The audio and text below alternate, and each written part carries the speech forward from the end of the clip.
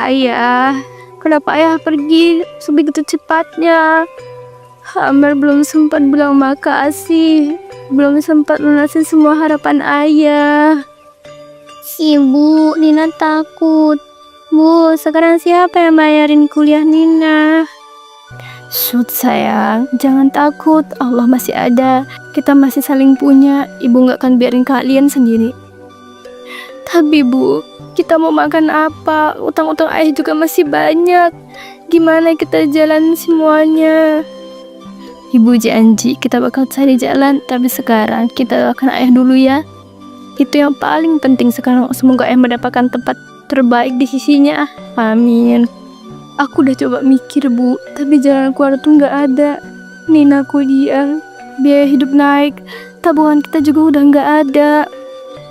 Ibu juga mikir hal yang sama Mel. Tapi kemarin Bu Marni nawarin ibu bantu-bantu di rumahnya, katanya bisa mulai minggu depan. Bu, ibu udah sepuh bu, masa masih harus kerja bantuin orang? Aku yang harusnya kerja, bukan ibu. Denger nak, kita ini keluarga, ibu gak mau kalian rasa sendiri. Nanti kamu juga bisa bantu caranya lain, gak usah malu kerja apa aja, yang penting halal.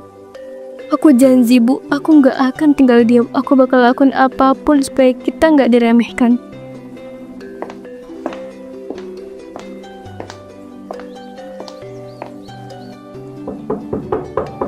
Buati, Buati.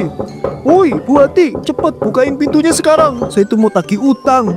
Almarhum suami Anda itu sudah meninggal dalam sana. Jangan pikir hutang ini bakal saya lunasin begitu aja ya. Mentang-mentang suami baru aja mati tadi pagi.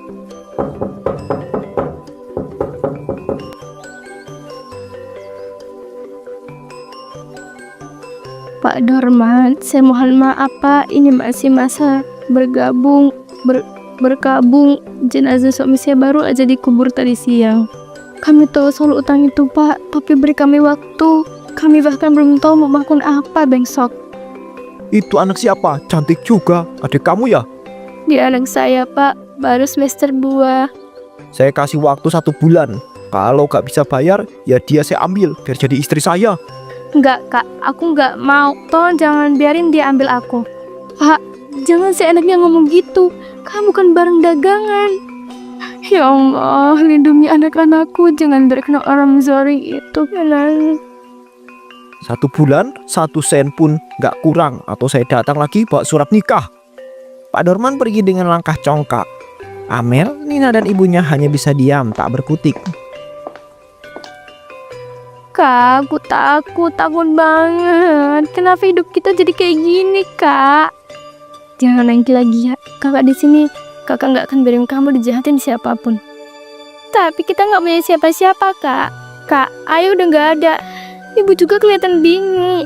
Kita masih punya satu sama lain. Kau punya kakak, dan kakak janji seberat apapun kakak akan cari cara buat bayar utangnya tuh. Pokoknya kamu gak akan jadi istri Pak Dorman. Titik. Tapi caranya gimana, Kak? Waktunya cuma sebulan. Kita lihat aja besok. Allah pasti bukain jalan. Asal kita nggak nyerah.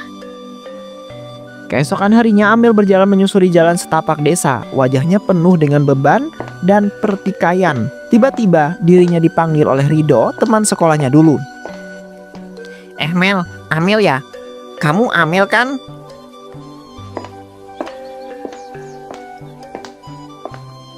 Rido, iya aku. Loh, kamu kemana pagi-pagi gini jalan sendirian? Kelihatannya capek banget. Kamu kenapa? Cerita dong, jangan dipendam sendiri. Lagi cari jalan, Dok. Dalam arti yang sebenarnya. Aku pusing, Rido. Ayahku baru meninggal. Nih sekarang kami dikejar utang 10 juta. Kalau nggak lunas sebulan, adikku harus nikah sama penagih utangnya. Hah? Gila itu orang. Emangnya bisa semena-mena begitu ya? Makanya aku pengen kerja, tapi nggak ada yang mau terima. Ijazah aku cuma SMP. Kerja juga udah nggak akan cukup. Aku ngerti, tapi Mel, kamu itu tahu nggak? Sekarang tuh anak muda banyak yang usaha kecil-kecilan. Contohnya jualan minuman kayak matcha gitu. Matcha, yang warna hijau itu. Iya, es matcha lagi tren banget. Bikin booth kecil, jualan depan rumah. Udah rame. Apalagi kamu pinter ngomong, pasti bisa menarik para pembeli. Tapi modalnya dari mana, Rido? Aku aja beli beras nyisa-nyisa. Ya kita itu mulai dari kecil dulu aja Mel. Beli alat yang penting dulu aja. Yang lain pelan-pelan. Kalau kamu mau ya aku bisa bantulah bikin bootnya gratis. Serius, Rid? Kau mau bantu aku? Serius lah, kita ini kan temen dari kecil. Kamu gak sendirian Mel. Masih ada aku yang sedia membantu kamu. Mendengar kata-kata Rido, Amir bergegas pulang untuk mengambil uang yang masih disimpannya. Ia mulai membeli gelas plastik, es batu, sedotan, dan blender bekas. Tapi pada saat itu ia hendak membeli bubuk matcha, ternyata uang yang dimilikinya tidak cukup. Permisi Bu, saya mau tanya, di sini ada jual bubuk matcha nggak ya? Bubuk matcha yang paling murah, berapa ya Bu harganya? Yang ini 95.000 per 100 gram, tapi ini kualitas rendah, Neng. Agak kurang cocok kalau di lidah orang Indonesia. Nah, kalau yang bagus di atas 150.000 harganya. Waduh, mahal banget ya harganya. Yang paling murah aja deh 95.000. Lah, uang di dompetku tinggal sisa 10.000. Aku harus gimana ini? Uangku nggak cukup. Gimana, Neng? Neng mau beli yang mana? Oh, nggak jadi deh, Bu. Untuk sementara waktu saya lihat dulu ya. Makasih ya, Bu. Iya, Neng. Kalau udah siap balik sini lagi ya nanti. Amel berjalan meninggalkan pasar, wajahnya kembali murung dan juga lesu. Tapi saat di tengah jalan, Mel, lagi ngapain jalan sendirian sore-sore? Oh, enggak Pak, cuma nyari angin aja. Sekarang mikir-mikir, Bapak sendiri ngapain jam segini masih di sungai? Mau buang kotoran sapi ya? Iya, kita kan baru motong kurban hari ini Mel. Jadi ya, lihat aja nih sendiri, Pak RT dapat tugas bersihkan berodotnya dulu sambil nunggu yang lain itu datang. Entah kenapa kok isian perutnya mirip banget ya sama itu. Sama kayak bubuk matcha yang lagi basah. Loh kenapa melototin isi perut sapi begitu lapar? Enggak Pak, itu saya lihat warnanya aneh. Mirip tanaman herbal. Herbal dari perut sapi? Hah, tapi ya kalau kamu mau ambil aja. Ini juga mau saya buang. Sayang sih, tapi baunya nyengat. Beneran boleh Pak, kalau saya ambil buat perimeh? Ambil aja Mel, tapi jangan lupa dicuci ya. Itu perut sapi bekas makan rumput, belum tentu bersih. Mau dibungkusin pakai apa? Aku ambil ember aja dari rumah Pak, masih banyak ya. Sama-sama. Jangan kaget kalau baunya itu bikin kamu itu mimpi buruk nanti. Haha. Amel buru-buru mengambil ember dari rumah dan mulai memindahkan rumen atau isian perut sapi itu ke dalamnya.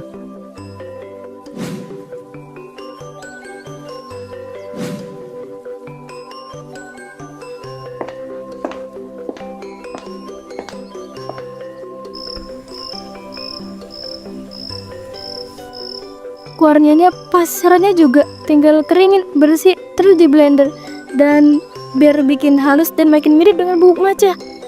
Kak, itu apa? Kok baunya kayak kandang sapi? Ini bahan buat eksperimen, minuman herbal. Jangan deket-deket ya, lagi ngetes, siapa tahu bisa buat jualan. Serius Kak, tapi baunya serem banget. Jangan sampai racun loh. Enggak, ini udah kakak cuci bersih kok, tenang aja. Hati-hati ya Kak. Awas aja kalau nanti kakak sampai mual-mual dan muntah-muntah. Aku nggak mau kakak nanti kenapa-napa. Oke siap, makasih adekku yang manis dan cantik.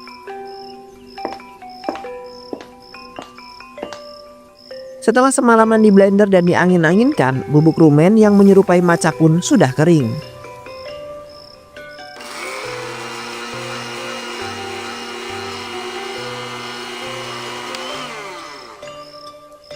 Warna dan teksturnya mirip banget. Bahkan wanginya kayak bau asli dari teh hijau beneran. Kalau ini berhasil, besok aku bisa mulai jualan nih. Semoga aja nggak ada satupun orang yang share akan matcha palsu ini. Keesokan harinya, Amel pun mulai berjualan tanpa ia sangka-sangka. Ternyata jualannya laris dan diserbu oleh para pembeli. Kak, ini matcha ya? Yang kayak di IG itu? Iya dong, ini matcha lokal, tapi rasanya tetap kelas dunia. Mau coba nggak kamu? Enak banget loh rasanya ini. Oke, aku coba satu ya Kak. Buat yang enak ya, buat aku. Yang enak, yang paling enak. Wow, ini rasanya enak banget Kak. Rasanya benar-benar enak dan benar-benar nagih. Ada matcha, kayak ada matcha rumput-rumputnya gitu, tapi cegel. Itu karena matchanya murni, nggak lihat campuran aneh-aneh. fix besok balik lagi deh. Boleh cerita di TikTok nggak, Kak? Boleh banget. Tag aku juga ya kalau udah kamu post nanti. Wah, ini enak banget, Kak. Macanya tuh rasa banget creamy gitu. Bener, ini kayak yang di kafe mahal itu, tapi cuma 5.000, nggak masuk akal. Kami pengen semua orang bisa nikmatin matcha tanpa harus ngeluarin banyak uang. Ini dari daun pilihan, digiling sendiri. Aromanya kayak rumput-rumputan ya kak, tapi unik juga, asli nih. Justru itu tanda asli mbak, matcha premium pasti ada aroma gasnya. Kalau terlalu manis atau lembut, biasanya udah campuran. Oh gitu ya, wah aku jadi belajar juga. Kak, saya pesen 4 ya buat anak-anak di rumah. Tadi yang beli tetangga saya katanya seger banget. Siap bu, tunggu sebentar ya, saya buatkan.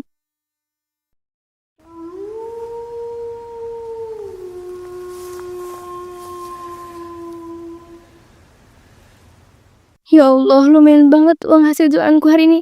Uang segini cukup buat bayar cicilan, buat beli obat ibu juga, dan buat bayar uang jajannya Nina. Mel, itu semua dari jualanmu. Iya bu, ramai banget. Orang-orang suka, katanya segar dan beda dari yang lain. Alhamdulillah, ibu bangga banget. Maaf ya Mel, ibu belum bisa bantu apa-apa.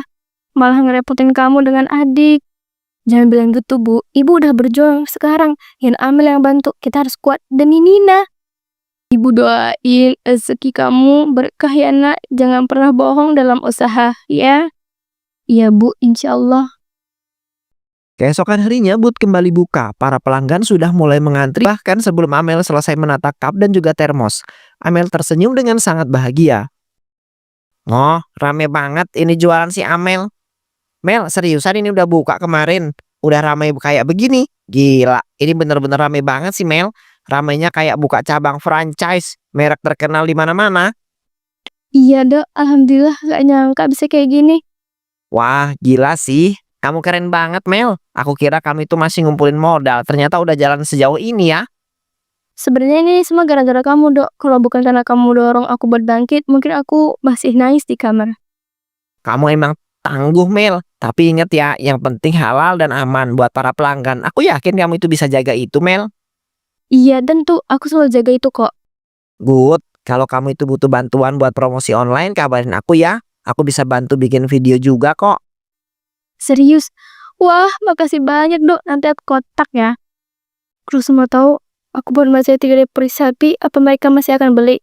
Pasti enggak lah ya. Kalau kayak gitu, aku harus tutup rahasianya rapat-rapat. Mbak, gimana? Pesananku tadi udah jadi belum? Aku kan mesen 5 gelas matcha tadi. Udah jadi belum? Oh iya, tunggu sebentar ya mbak.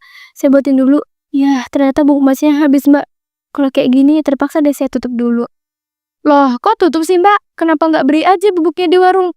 Terus, pesanan saya juga gimana dong? Ya nggak gimana-gimana mbak. Terpaksa saya cancel dulu. Harap maklum ya mbak. Soalnya kan bubuk matcha yang saya buat ini spesial. Jadi nggak mungkin ada di warung-warung.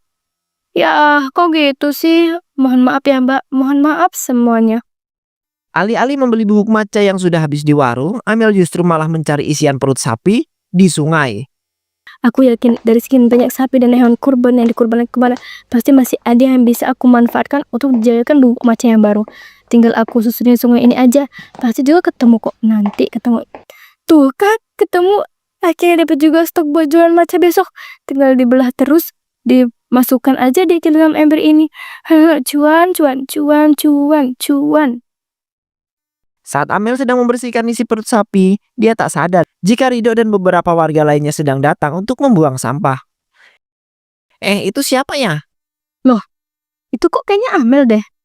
Mel, kamu ngapain di sini? Itu kamu ambil isi perut sapi itu? Dia lagi ngapain itu? Itu astagfirullahaladzim. Itu kan isi perut sapi. Ini buat aku buat pupuk. Iya, buat pupuk tanaman kok. Pupuk pupuk apa? Bawa ember gede itu. Udah berapa kali kamu kesini, ha? Jangan bohong, Mel. Jawab Amel, kamu itu pakai itu buat apa? Jangan bilang kamu dek. Jangan bilang kamu olah itu jadi matcha yang kamu jual ya. Enggak kok, Bu. Aku cuman butuh. Mel, apa yang benar yang dikatain oleh Rido itu? Kalau kamu pakai isi perut sapinya buat matcha, ya? Iya, aku pakai ini buat gantiin bubuk matcha. Aku nggak punya pilihan. Aku nggak punya uang. Aku cuma pengen lunasin hutang ayah. Aku cuma pengen adikku nggak diambil Pak Darman. Ya Allah, anak-anak kecil itu minum dagangan kamu, Mel. Najis itu, najis. Betapa teganya kasih isi perut sapi keluarga. Harganya murah, ternyata karena kotoran sapi. Astagfirullahaladzim. Kamu bohong, Mel. Kamu bahkan sempat bilang macanya itu dari daun asli. Aku terpaksa, Dok. Aku udah kehabisan cara, nggak ada yang bantu. Semuanya tutup mata, semuanya ngira aku kuat. Padahal aku hancur, Dok. Aku hancur. Kamu itu harus tanggung jawab, Mel. Ini bukan soal hutang lagi. Ini soal nyawa, soal kepercayaan orang. Aku cuma pengen bantu keluarga, tapi kenapa semua jadi kayak gini? Ya Allah, anak ini udah ke batas. Kalau bisa, biar dimakan buaya aja sekalian. Tiba-tiba air sungai seketika beriak dengan sangat kencang. Angin bertiup lebih dingin, warga mulai gelisah. Dan tiba-tiba muncul sebuah kepala buaya besar dari balik riak air. Astagfirullahaladzim. Lihat, ada buaya, Mel. Cepat lari, ada buaya. Cepat naik, Mel. Pegang akarnya cepat-cepat. Waduh, gawat. Kalau begini, Mel, bisa dimakan sama buaya kamu. Tunggu aku, Mel. Tunggu. Aku akan segera turun menyelamatkan kamu. Jangan, itu berbahaya. Buaya makin dekat, biarkan saja biar itu melahap dan menghabisi dia. Karena dia memang pantas pada paling ini semua. Itu udah kasih kita najis. Bisa Ridho, anak-anak saya sakit perut. Suami saya kena diare. Inilah azab yang pantas untuk orang gila seperti Mbak Amel ini. Amel terus berusaha naik, tapi berkali-kali ia naik, berkali-kali ia juga terjatuh karena tubuhnya yang licin. Para warga mulai melempari Amel dengan berbagai sampah yang mereka bawa. Nih, balikin yang kamu kasih ke kami. Makan nih, dasar penipu. Tega banget kamu. Gara-gara kamu anak saya muntah-muntah semalam. Berhenti, aku salah. Aku minta maaf, aku gak mau mati. Berhenti, kalian semua berhenti. Ini udah cukup. Biar dia itu bertobat. Jangan kita hakimi dia dengan cara yang seperti ini. Buayanya makin dekat, kita harus mundur. Tetap jaga jarak semuanya, biar kita gak kenapa-napa. Ya tolong aku. Oh. Buaya semakin mendekat.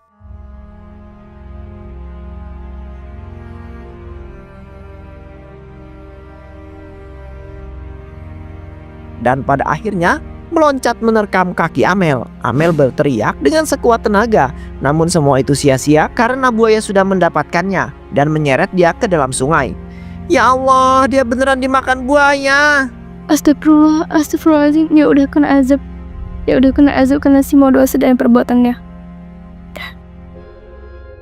Amel, kenapa kamu gak cerita, nak? Ibu pasti bantu. Ibu rela kerja apapun asal kamu gak harus kayak gini. Kalau aku tahu Amel sampai seperti ini, aku bisa bantu, Bu. Dia nggak usah segitunya. Harusnya dia itu berbicara dan ngomong. Amel cuma mau bantu keluarganya, tapi caranya salah. Kita semua juga salah. Kita nggak pernah benar-benar mendengarkan dia. Tapi sekarang udah terlambat. Anak saya udah gak akan pulang. Kebohongan demi uang tak pernah berujung indah. Seindah apapun hasil dari sebuah penipuan, ujungnya adalah tetap kehancuran. Ingatlah, jangan pernah menukar kejujuran dengan kenikmatan dunia yang fana. Karena rezeki dari kebohongan tak akan pernah berkah dan akan selalu salah.